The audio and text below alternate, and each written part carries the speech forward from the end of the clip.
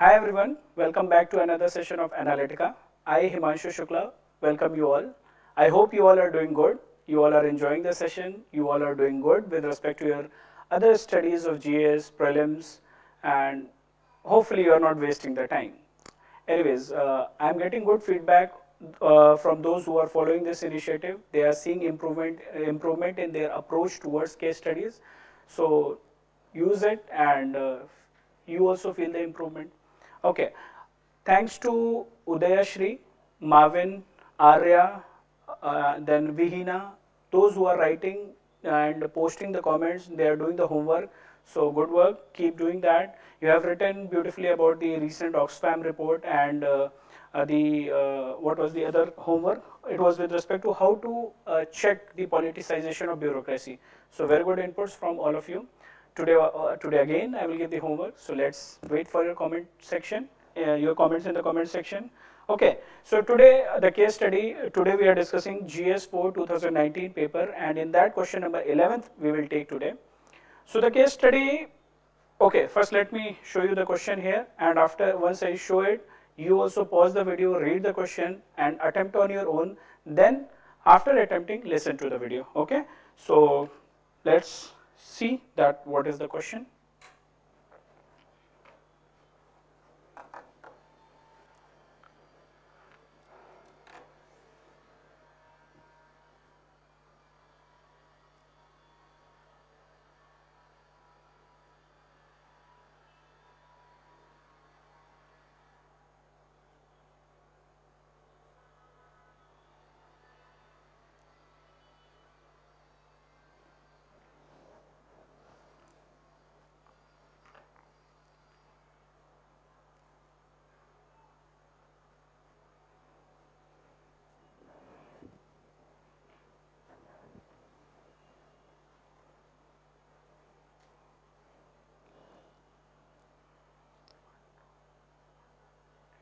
Okay, so I hope you have read the question and hopefully you have read it, understood it, and if not, then do pause the video and listen to it.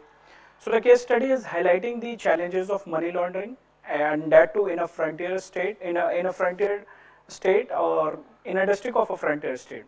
So it involves the case of money laundering, the drugs and arms smuggling is happening. So basically there is a kind of organized crime happening with the support of the politicians and the bureaucrats. Okay, the police and the politicians. So what is it doing? Is it spoiling the human capital of that particular district and of that particular state, and overall in turn human capital of the country is getting spoiled. Okay, so this is briefly about the case study. Now, being a woman police officer, a woman superintendent of police, you have been posted there. Now you have to imagine, you have to play a role that, okay, I am there, I am that woman. So you have to see that what all steps you will take. And we have a specific demand to this question. There are two parts of the question. One is asking that identify the various dimensions of the crisis. Second, based on your understanding, suggest measures to deal with the crisis. Okay. So as a woman superintendent of police, you have to find out the culprits and you have to punish them. Basically, you have to justify that, okay, they should be punished. You have to save the education system, thus future of the children, because education system in this case study is being stalled and is on the verge of collapse. Also, you have to break the nexus of this organized crime. Now, these are the scenario in front of you. We will not write about the dimensions or ethical issues in this case because that is the demand of the question. We will not write them in introduction. So the question is saying various dimensions in the crisis you have to identify on the basis of your understanding. Okay, so when we are writing a case study, it definitely means that it has been asked in GS4, means ethics. So definitely one dimension will be ethical angle. So ethical dimension will be there. So various dimensions we will discuss. So first dimension will be, of course, ethical dimension. Then we will discuss the issues or dimensions from political angle as well. Next, we will discuss from the socioeconomic angle. Okay, so don't limit yourself only to ethical angle or don't limit yourselves only to socioeconomic angle. think about all the dimensions. When we will have these categories to think upon, then we will get more dimensions, more issues we will be able to write. Okay, so we'll discuss them one by one, starting with the ethical dimension or ethical angle for that matter. What are the problems or the crisis of this crisis? What are the ethical dimensions?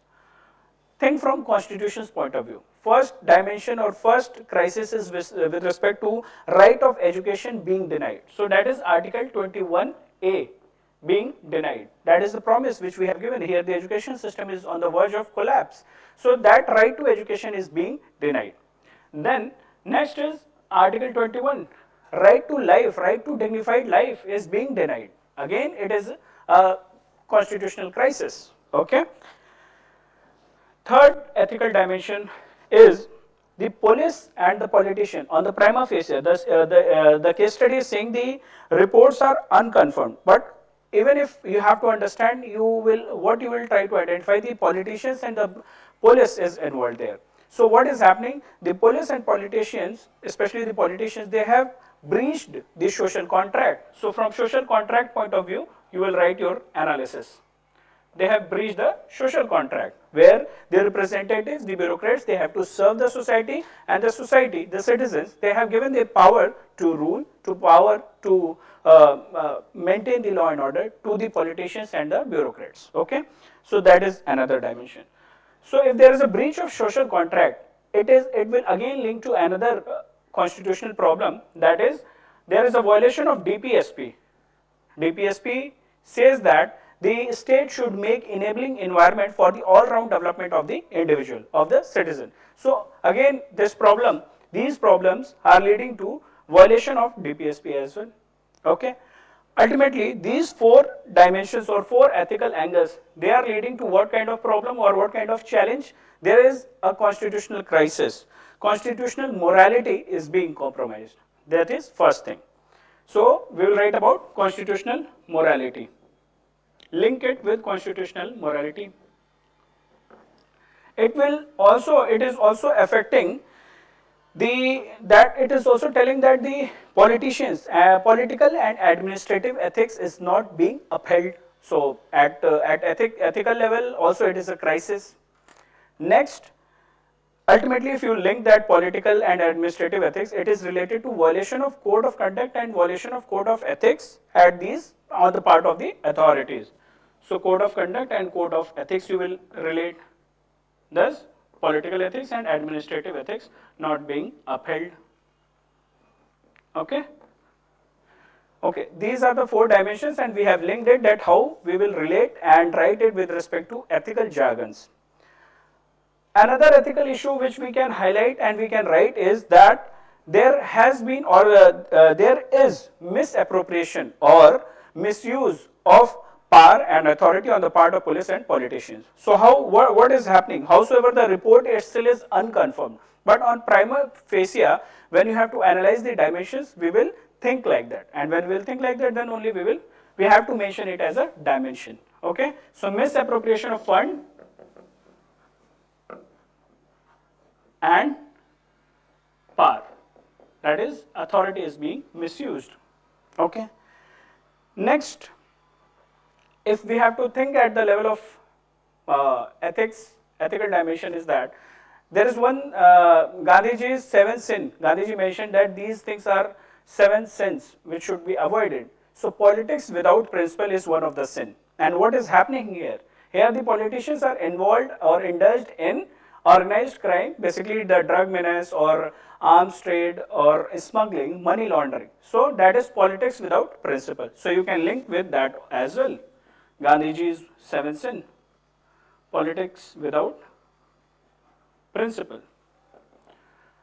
So this is it with respect to the ethical angle. The question was asking, identify the various dimensions to this case study, to this crisis. So first crisis which we have discussed, or first dimension which we have discussed, is with respect to ethical dimension. There we have discussed almost 6 to 7 dimensions, ethical dimensions. Next comes political dimension. What is happening at the political level? At political level, it has been found, or the case study is saying that there is a political patronage being given to the mafias, and these drug mafia, if they are being patronized by the political bosses, it is leading to organized crime, right? And it is not good for political stability as well, because some or the other people in the opposition, they will identify this issue, then there will be a crisis that okay, the ruling party is indulged in such kind of activities. It is threat to political stability as well. Also, we have discussed that politics without principle is one of the sin of by Gandhiji. So what is ultimately happening? Here also we have discussed the political ethics is being compromised. So link it, though it is repetitive, but think at the political angle as well. How it will disturb the political polity of the state, or the political, how it will lead to political instability. Next dimension is our socio-economic dimension. So what is socio-economic dimension to this crisis?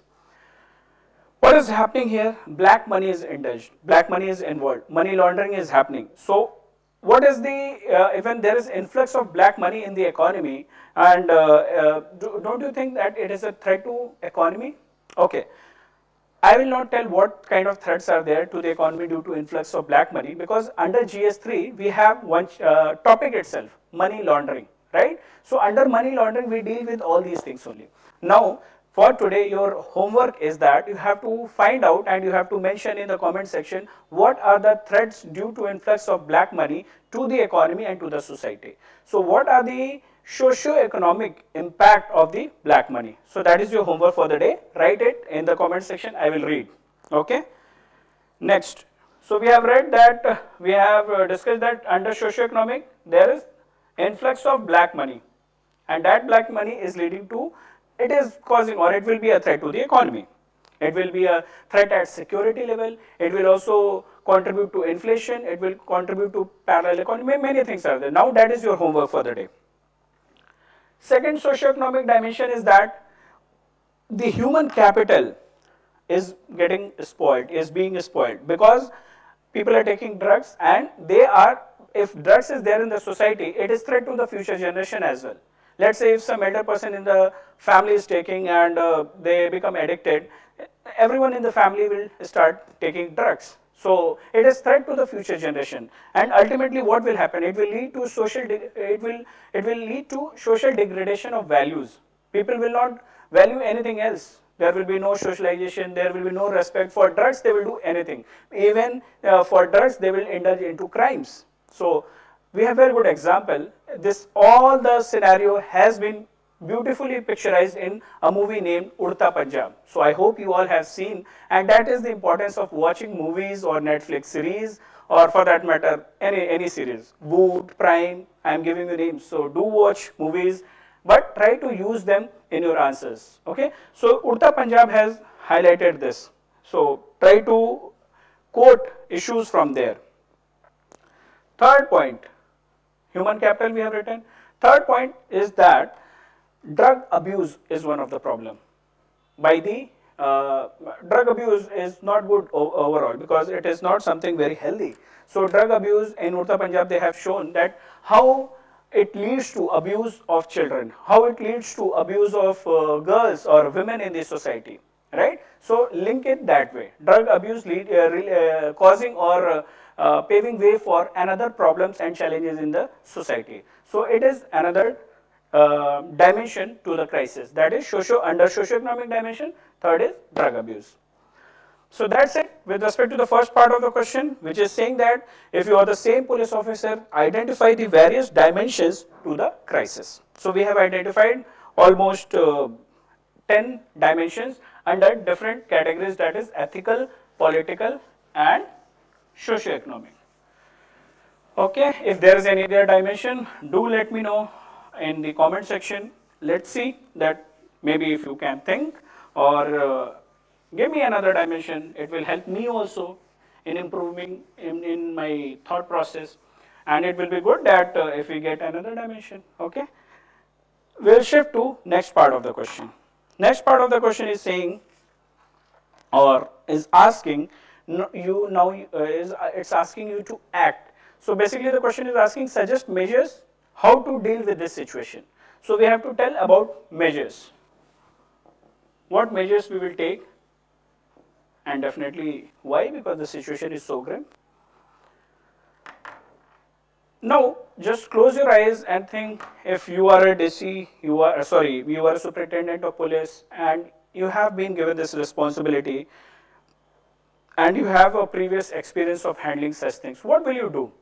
The first and foremost thing which we will do as an individual or in that capacity, what we will do, we'll go and do and analyze in that particular district, we will do a survey. We will go and try to understand the ground realities. What is the scenario? Though people will tell, media will tell, but we should have our first-hand experience to understand the gravity of the problem. We should have first-hand experience where we know how people understand and see this problem. So we should also understand this problem from people's mindset, not only what it is being, how it is being projected. So we have to understand that way. So for that, the first and foremost thing which we have to do, or in this case you will do, is go and do this ground analysis, do the survey, check and understand the ground realities, discuss with the local people, local media, local police, how it will help you. It will give you first hand experience, and based on that experience you will make a plan that how to approach the problem. After doing this survey, you will get some inputs, and based on those inputs, based on your understanding, you will approach that how to handle this scenario. So first is ground visit and survey on your own. Second step, okay, now the situation involves drugs, the situation involves black money, right? The situation also, it is telling that one of the frontier state is there. In that, this is one of the district. So frontier state, when we talk about frontier, means border areas. So here the armed forces will be also there. ED, who deals with Prevention of Money Laundering Act, black money, they have, we need to rope in them as well. We need to rope in the local police, we need to rope in the narcotics department to handle the drugs problem, to understand and analyze the demand and supply of the drugs in that particular district, from where it is being supplied. So that way, we will fix a meeting with other government agencies. Here, ED, Enforcement Directorate, Narcotics Department, we need to have intelligence inputs as well, that from where this drugs is coming, what is the root of that drugs. We also need to have intelligence inputs with respect to the involvement of the politicians and the police in this particular matter, that in this organized crime, who are the people, who are the stakeholders who are involved, right? And we will also rope in the armed forces. So what we are doing, we are fixing a meeting with different government agencies, fixing meeting with government agencies. I have told you the names, ED, then armed forces, then we have intelligence unit, also local police, narcotics department. After conducting that meeting, what we will do, now we will fix a plan, that okay, we will chart out a plan, that how to handle this scenario, what role ED can play, what role narcotics department can play, what role armed forces can play. Based on their inputs, and I will seek coordination from them. Based on their inputs, we will help them, and based on our coordination, they will also operate and do the operations. With respect to armed forces, now it is one of the frontier area. What will happen with the help of technology, with the help of sensors? Because there is one more problem here, that arms smuggling is also happening. So we will try to track the route, or try to check the problem of arms smuggling in this district. So sensors, drones, source of smuggling, night vision, that kind of facilities which already we have with our armed forces will be used in order to check this arms smuggling, or for that matter drugs smuggling as well. Okay. We will also, one more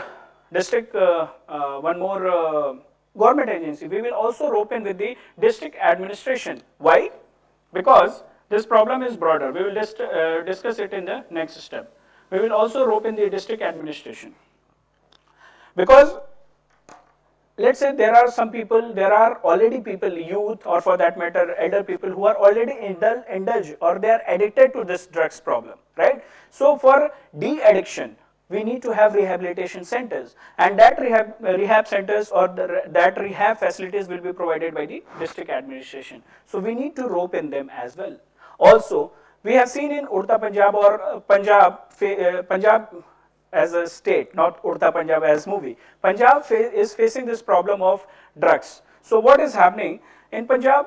The report has come, many reports have come that people are becoming addicted or getting addicted to this drugs because of the lack of opportunity of employment, lack of employment opportunities on the part of youth especially. So the drugs administration has, the district administration, not drugs administration. The district administration has to find out solution for alternative employment opportunities as well for the youth, so that they can retain them, they can train them, they can give the necessary skills to them so that they will be employed. Okay, so that should be the role of district administration. ED, the role will be with respect to black money, narcotics, with respect to drugs flow and all. This is it with respect to government agencies and their role. Next, we'll fix a meeting or mobilize the support of farmers, educational institutions, and youth as well. Don't never ever forget youth in your answers. If the case study has to do something with youth, do involve them. Okay. So what is happening? Basically here we will rope in all these three stakeholders in order to create awareness. Further awareness, they are already aware that this drug menace is causing problem. So further awareness with respect to what impact or what problem it is causing, and then how it is threat to the security of the nation, how it is threat to the human capital, how it is threat to the future generation. So all these awareness we will try to create, and further, like we will try to persuade them, we will try to mobilize their support. Okay. Then we will also seek the support of educational institutions, the teachers especially, because the education system is on the verge of collapse. The kids are not going to the schools. What we will do here?